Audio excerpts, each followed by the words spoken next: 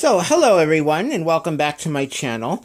So today I wanted to do this quick demonstration for you of going over some different brands of white paint and taking a look at how they age and how the oil yellows as it dries.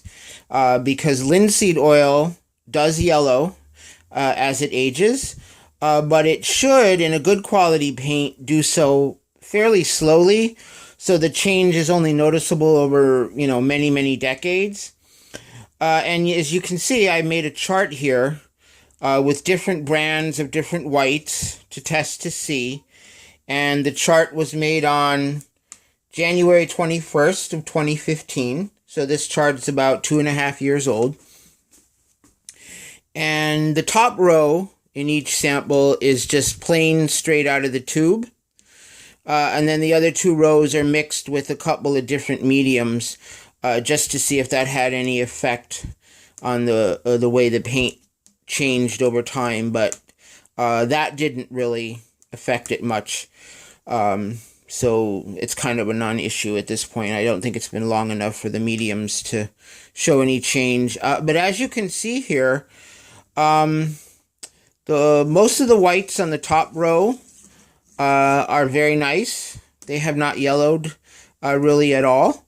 These warmer whites here are meant to be a little bit warmer because they're this is a lead white, which is naturally more warmer in color.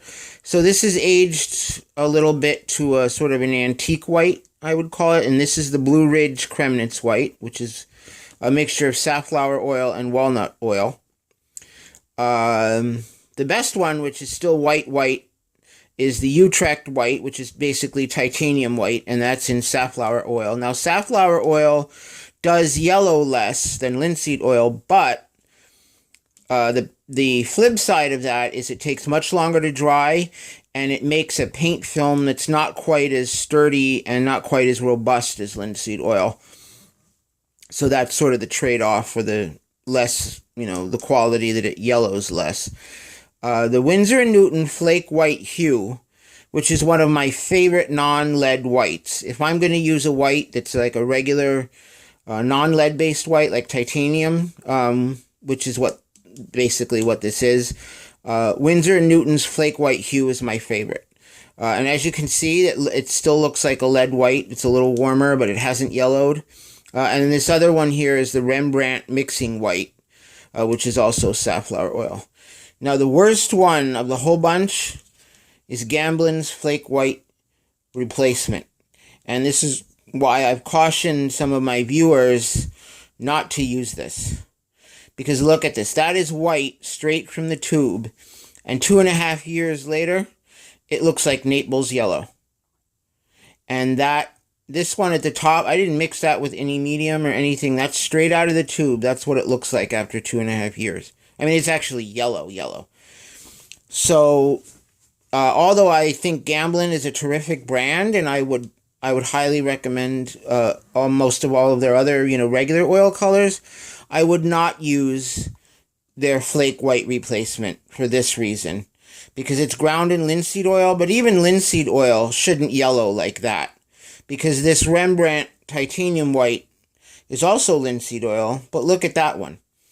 It's gotten a little bit of a warm white to it, a little bit of an antique white to it, like the lead white up here, but it's still basically white. And that's linseed oil. But look at that. That really bugs me. So, and then the other one, the second worst offender, is the Winsor & Newton Kremnitz white, which is a lead-based white. And I also can't really recommend that white anymore because it yellows less than this one did. But it's still kind of a lemony yellow. And the quality of this, which is a lead-based white, like I said, is just not what it used to be. The manufacturing for this color switched from France to China, I think because of some of the laws in Britain regarding using lead pigments. So the quality of the Kremnitz white for Winsor & Newton is just not what it used to be. My favorite lead-based white, which is actually not on here, is the Rublev. That's my favorite. But the second favorite that I love is the Block blocks lead white. And as you can see here, I think, I wasn't able to confirm it, but I think that might be a mixture of either poppy oil or walnut oil. And as you can see, the blocks lead white has not yellowed at all either. So that one fared really well. All the ones on the top row fared really well. But the Winsor Newton Kremnitz White, and especially the Gamblin Flake White replacement, you can see how much that's yellowed. So for anyone that I might have made a comment to on the channel who's watching this, who was wondering about why I said that, now you can see why I said that. So it's a great idea with your own paints and colors to do kind of tests like this, because it'll give you an idea of how your materials are going to age. And if it ages like this in the short term, it's definitely going to be a problem in the long term. So I recommend, if you want a good titanium white and you don't want to use lead, then my favorite is the Winsor Newton Flake White Hue. But if you want to use lead white, and that's something that you want to get into, then I recommend either blocks or the Rublev lead white, which is also fantastic. So I hope that you found this video helpful and informative, and I will see you again next time. Take care.